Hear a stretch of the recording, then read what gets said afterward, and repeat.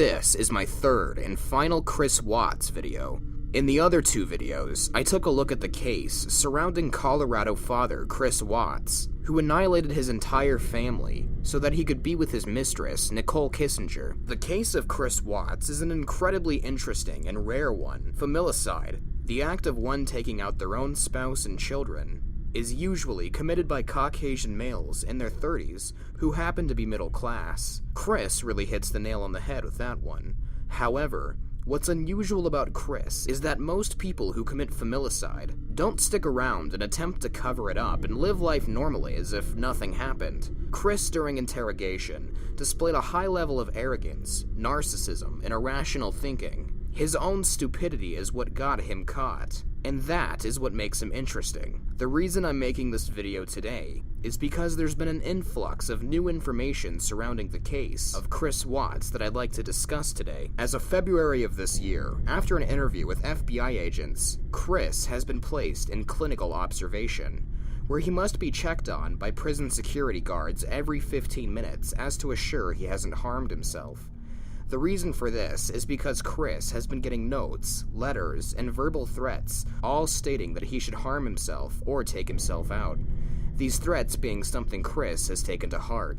Even when just sitting by himself in his cell, Chris would still get threatened and screamed at by nearby prisoners, getting told various ways he could snuff himself out in his cell.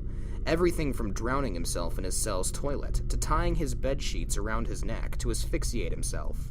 Though he was eventually shipped off to another prison where he'd be harassed less. It is now the general consensus that Chris has a hit out on his head back in Colorado. It's safe to say that if he ever stepped into a Colorado prison's general population, he wouldn't be alive for more than 15 minutes. Some new details regarding the actual crime Chris committed have surfaced as well, and they aren't pretty. The night of Shanann Watts' passing, Shanann had woken Chris up in the middle of the night to engage in intercourse, after which Chris then left the room to make himself breakfast as it was early in the morning. When he came back, Shanann was still laying in bed on her side. Chris sat on top of her, and Shanann was under the impression that Chris was about to initiate intercourse again, though Chris in actuality was about to initiate an argument. He admitted to Shanann that he wasn't in love with her anymore. This obviously didn't sit well with Shanann, and she went into a fit of rage. She demanded to know if Chris was having an affair or cheating on her, and assured Chris that if this was the case, he'd never see the kids again. Now, of course, this is all coming from Chris, and his description of what happened. For all we know, this conversation could have never happened, and is just being made up by Chris to garner sympathy. Anyway, once the argument was starting to escalate, Chris wrapped his hands around Shanann's throat and started to asphyxiate her. Chris's retelling of events stated that it felt like time went fast and that it didn't take long to asphyxiate Shanann. However, it takes at least 2.5 to 3 minutes to asphyxiate someone to death. So Chris was probably dissociating during the act. This is interesting because a lot of people who go on to kill someone report dissociating during or after which. After the deed was done, Chris was wrapping Shanann's body in a white bedsheet when little Bella Watts unfortunately walked into the room. She asked, "What's wrong with Mommy?" To which Chris responded, "She doesn't feel good. She's sick." As his kids ran about the house, Chris dragged Shanann's body down the stairs and loaded her into his truck, before he then loaded a lunchbox of his and his kids into the car. He drove to the infamous oil tanks, and there his kids watched as he buried his wife's body in a shallow grave. He then made his way back to the truck, before asphyxiating Cece Watts with her own blanket that she carried around everywhere. Keep in mind, Bella was watching as this entire thing went down. "What happened to Cece," she said, "is the exact same thing going to happen to me as Cece." Chris Watts didn't respond and gave her a cold stare as he then started to asphyxiate Bella the same way as Cece, before he then disposed of the two. The rest is history. The aftermath of Chris's crimes will always leave a scar on those affected. Nobody in the Watts family is even allowed to see the bodies of Cece or Bella Watts for the last time, because Chris disposed of them in a tank full of crude oil, therefore making Bella and Cece's bodies volatile and explosive. They are both to be put into coffins larger than necessary as to seal any remaining gases that might emanate from their bodies, so that a future explosion doesn't happen. The entire family affected by this tragedy is is now going through intensive therapy to find ways to cope with the situation. Some rumors have been cleared up entirely as well.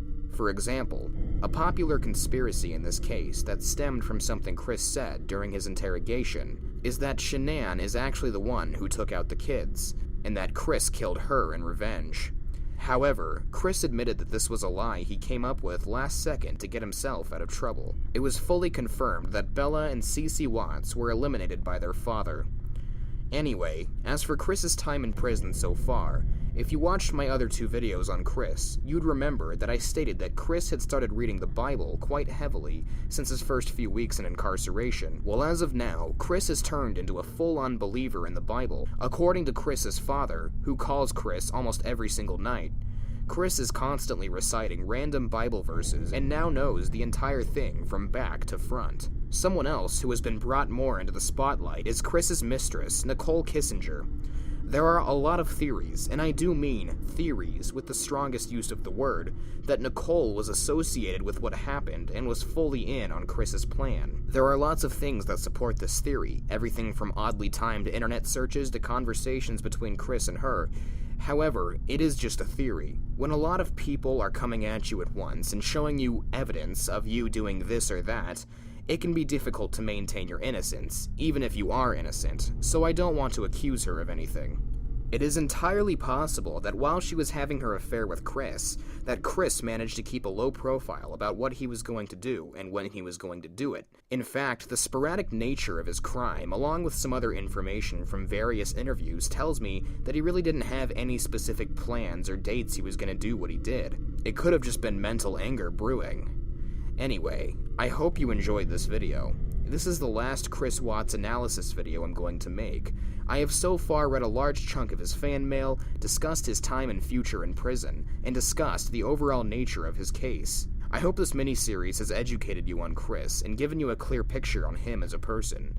How you feel about Chris is up to you, though even if you do feel bad for him for any reason, just know that he made his own bed and now has to sleep in it. They were always hugging or holding hands or kissing, and they spent Thanksgivings with us and 4th of Julys and all the holidays. Had we had any inclination that we thought he was involved at all, no way would I have let him in my house with my wife and kid. I don't know. That's all I can do is say we're sorry that we defended him on social media. We really had no idea that he was capable of doing something like they want to take him home. Weekly Comment Awards. Who want to try me out? WTF, am I a dish towel? What does this even mean? A dish towel? Who says they want to try out a dish towel? That doesn't even make any sense. Stick-ass white boys. I don't even know what the context of this is. There's no white people being discussed in the video. This was commented on. Is it like a rap thing? Your voice is so damn cringe! You people are fucking assholes! Your people are way worse! I want to try you out. Meh, your voice is fine. Mine sounds like a creepy female AI that convinces you to destroy humanity. So yeah, no worries on the voice thing.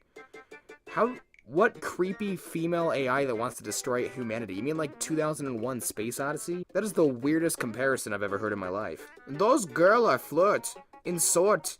Melandi. Punk-ass cops, always protecting the scum. Yeah, I hate it when I see cops hanging out with criminals and just not protecting innocent people. It really sucks. A man who missed the entire point of being a man. Lead those you selflessly serve and protect them. Do you get like a little pamphlet for being a man when you're born or something? Is there like a guideline you have to follow?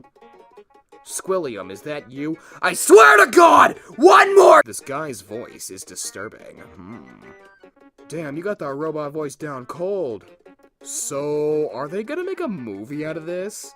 Probably. Chris Watts seems like a very exploitable thing in terms of film and media.